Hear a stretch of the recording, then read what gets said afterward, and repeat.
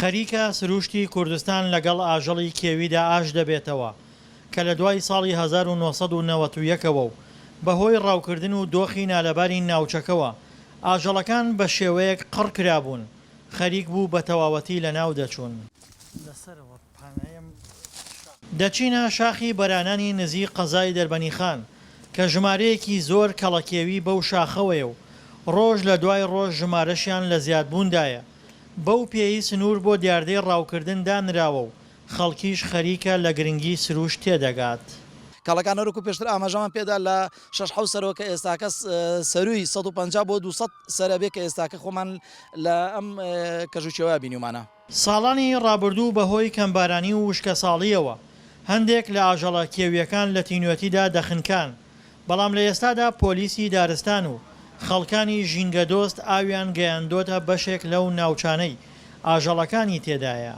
حیوانەکان ئاو نەبووە بیخۆن، جاری وا بۆ ساڵی وا بۆ وشکە ساڵ بووە کە هەر ئاو نەبووە بەعام ئاویان ڕەویان کردووە یانەک و کوێر بوون یانەک و مردار بوونەتەوە، بەڵام ئەوە 4-5 ساڵە شتی وا نەبووە و ئامامە دابین کردوون هەموو حیوانەکان وەکو ئینسانێکی شارەزا خۆیان شارەزان بەیانیان یان بۆ سەر ئەم ئاوە خۆنەوە هەڵەکەنەوە بە شاکارڕون. ڕاوکردنی ساڵانی ڕابردوو ئاژەڵەکانی بە تەواوەتی تۆراندە بوو، نەیان دەوێرا بۆ ئاو خواردنیش لە ئاوەدانی نزیک ببنەوە.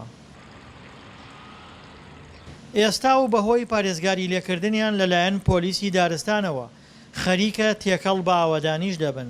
ئەگەر ئێمە باسی پار ساڵ بکەین 54 هاوڵاتی لەسەر ڕاوی ئاژەڵ دەستگیر کراوە، 300 هاوڵاتی لەسەر ڕاوی باڵندە دەستگیر کراوە و تەنیا لە پار ساڵا 536 هاوڵاتی دەستگیر کراوە لەسەر ڕاوی جۆرا و جۆر، 104 هاوڵاتی لەسەر ڕاوی ماسی دەستگیر کراوە ڕوبەڕووی یاسا کراوەتەوە. دڵشاد محەممەد بەهۆی کامێراکەی دەستیەوە تێکەڵیەکی زۆری لەگەڵ سروشدا پەیدا کردووە و بەردەوام بە چیاکانی کوردستانەوەیە بۆ گرتنی وێنەی گیانداران. ئەو لە پاڵ وێنەگرتندا چۆم و کانیاوەکانیش بۆ گیانلەبەران پاک دەکاتەوە و گیانلەبەران مردار بووەکانیش لە شوێنی پشودانی ئاژەڵە کێویەکان دوور دەخاتەوە. ئەو ئاژەڵەکە بینراون لەم سوورە جگەل لە بزن و کەڵی کێوی ڕێوی بووە، چەقەڵ بووە، دەڵک بووە، سوچەڕ بووە، چالاکە بووە، ئەوانێک کە بینا ژوژک بووە دەرکەوتن تەسویرمان کردو سوورەمان لایە. هەرچەندە پۆلیسی دارستان هەوڵەکانی بۆ پاراستنی گیانلەبەران چڕ کردوێتەوە، بەڵام هێشتا دیاردەی ڕاوکردن لە هەندێک ناوچەی کوردستان بوونی هەیە و ئەوانەشی ڕاو دەکەن بەرپرس و کەسە نزیکەکانیانن. لە ماوەی ڕابردووشدا ژینگە پارێزان نیگەرانی خۆیان لە سوک مامەڵەکردنی دادگاکان لەگەڵ ڕاوچیەکاندا دەربڕی. ئێمە بە پێی ڕێنمایی ژمارەیەکی ساڵی 2015 ئەو کەسانی کە دەستگیرێکن لەسەر ڕاوی ئاژەڵ و باڵندە کێویەکان بە پێی جۆری ئاژەڵەکە بۆ نمونە ڕاوکردن لەسەر یەکێ لەم کەڵی کێویانە، یەکێ لەم بزنە کێویانە یاخود لەسەر پڵنگی یاسر کەمتیارێک دیارە غرامەکەی 10 ملیۆن دینارە، ئەمە بەستەنیا غرامی مادی جگە لە غرامەی سزای یاساییەکەی.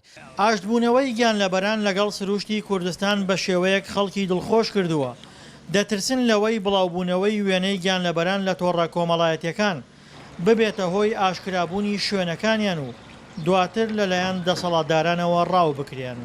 دڵشاد ئەنوار، دەنگی ئەمریکا، کەرکووک.